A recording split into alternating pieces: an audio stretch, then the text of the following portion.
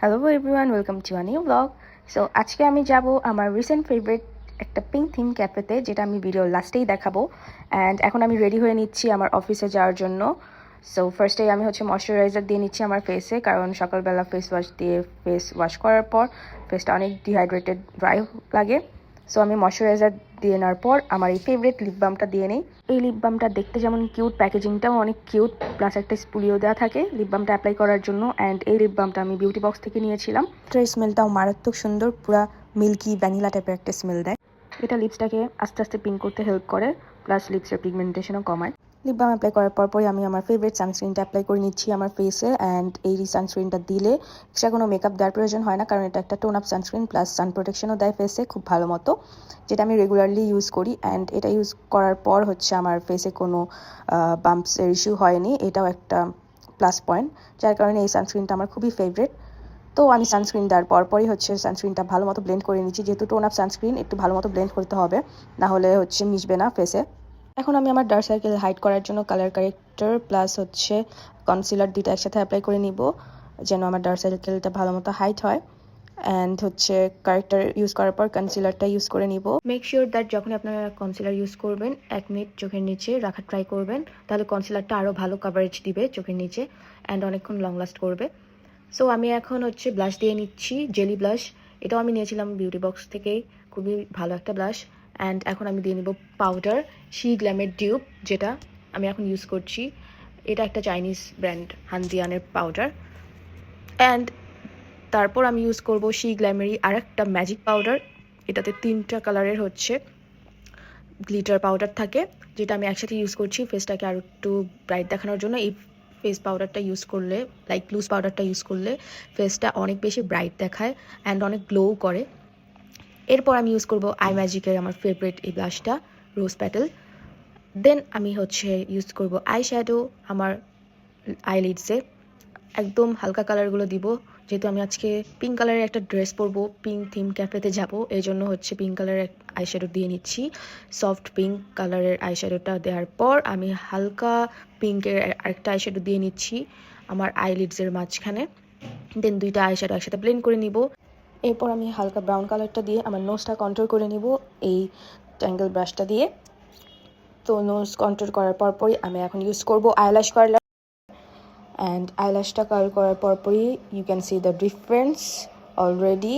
আমার লেফট সাইডের আইল্যাশগুলো অনেক বড় বড় হয়ে গিয়েছে, যার কারণে আমার মাস্কারা দেওয়ার কোনো প্রয়োজন পড়ে না। সো আইল্যাশটা কার্ল করার পরই আমি পেন আইলাইনারটা ইউজ করে নিব অফ ক্যামেরাতেই, কারণ আমি অন ক্যামেরাতে আইলাইনার ইউজ করতে পারি না, আঁকা বাঁকা হয়ে যায়।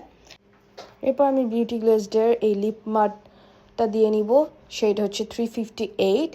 এটা সুপার ভেলভেট অ্যান্ড ম্যাট হয়ে থাকে। দেন আমি আই ম্যাজিকের এই লিপ লাইনারটা ইউজ করে নিচ্ছি, যেটা ডার্ক ব্রাউন, বাট এখানে একটু পিঙ্ক টাইপের দেখাচ্ছে। এখন ইউজ করব আমার ওয়াটার লাইনে হোয়াইট কাজল, যেটা দিলে অন্যরকম একটা লুক চলে আসে অ্যান্ড আমার হোয়াইট কাজল দিতে অনেক পছন্দ। এখন ইউজ করব আমার ফেভারিট হাইলাইটার, যেটা অনেক ট্রেন্ডিংয়ে চলতেছে, পিঙ্ক কালারের হাইলাইটার।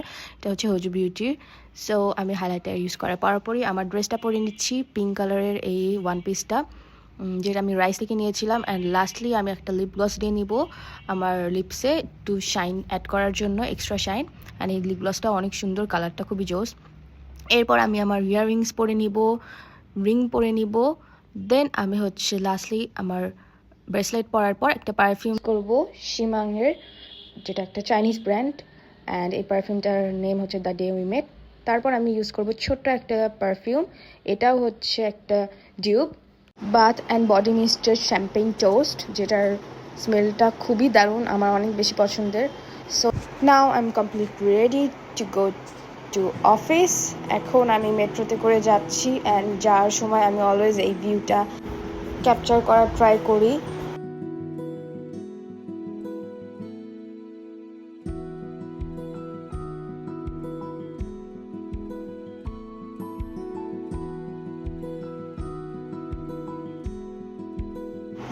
এরপর অফিসে আসার পর অ্যাজ ইউজুয়াল যা কাজ থাকে ওগুলোই করতেছিলাম, অ্যান্ড বাইরের ভিউটাও দেখছিলাম।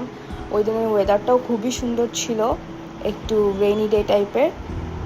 এরপর লাঞ্চ টাইমে আমি লাঞ্চ করার পরপরই আমার পেন্টিং আর্ট করা স্টার্ট করি। যখনই হাতে টাইম থাকে আমি স্ক্র্যাচ নোটবুকটা নিয়ে বসে যাই, যেটা আমি জার্নাল অ্যানাটমি থেকে নিয়েছিলাম। এটা খুবই জোস একটা জিনিস, যে কোনো স্টাইলে ডুডল করা যাবে। দেন আমি অফিস থেকে এসে ডিরেক্ট চলে যাই সুগার রাশে, যে পিঙ্ক থিম ক্যাফের কথা আমি ফার্স্টেই ভিডিওতে বলেছিলাম। সো এটাই এই ক্যাফেটা, সুগার রাশ। অ্যান্ড এটার বাইরের ইন্টেরিয়রটা যেমন সুন্দর, পিঙ্ক অ্যাস্থেটিক টাইপের, ভিতরের ইন্টেরিয়রটাও খুবই সুন্দর।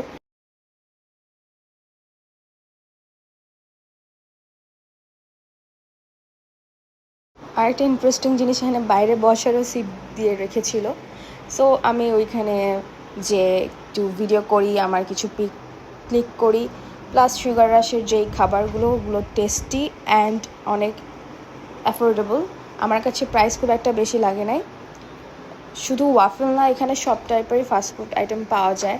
এখানকার ফ্রেঞ্চ ফ্রাইটাও আমার খুবই মজার লেগেছে, অনেক স্পাইসেস দিয়ে মেক করে। ওয়াফেলেও অনেক বেশি চকলেট থাকে। সো এখানে যাওয়ার পরপরই আমি আর একটু ভিতরে ক্লিপ নিয়ে নিলাম। সো সুগার রাশে আমরা ওই দিন নিয়েছিলাম বারবিকিউ উইংস, যেটা অনেক বেশি মজার ছিল। ফ্রেঞ্চ ফ্রাইও নিয়েছিলাম, যেটা ক্লিপটা নিতে পারি নাই। তো এরপর আমি আমার ব্যাগ থেকে আমার জার্নালিংয়ের আইটেমগুলো বের করা স্টার্ট করি, যেগুলো আমি পারচেস করেছিলাম অফিস থেকে আসার সময়। ওগুলো সবগুলো বের করে আমি জার্নালিং করা স্টার্ট করি, because I love to do journaling. এগুলো সব আমার পারচেস করা ওই দিনের স্টিকার্স ছিল, যেগুলো আমি ব্যাগ থেকে বের করতেছিলাম আর খুলে খুলে দেখছিলাম, কারণ খুলে দেখার মতো টাইম পাইনি। আমি জাস্ট পারচেস করে নিয়ে চলে এসেছিলাম সুগার রাশে ডিরেক্ট। সো ফার্স্টেই আমি এই স্টিকার বুকটা ওপেন করি, যেটাতে প্রায় 400+ স্টিকার্স আছে, যেগুলো দিয়ে জার্নালিং করা যাবে।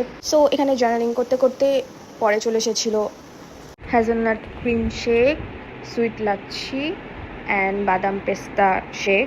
তিনটা ফ্লেভারই অনেক বেশি মজার ছিল। অ্যান্ড এটার সবচেয়ে মজার জিনিস, এটার ওয়াশরুমটাও খুবই সুন্দর করে ডেকোরেট করে রেখেছিল। তো আমি যে গ্যালারি পিকগুলো তুলছিলাম। সো এইটুকু ছিল আজকের আমার শর্ট ব্লগ।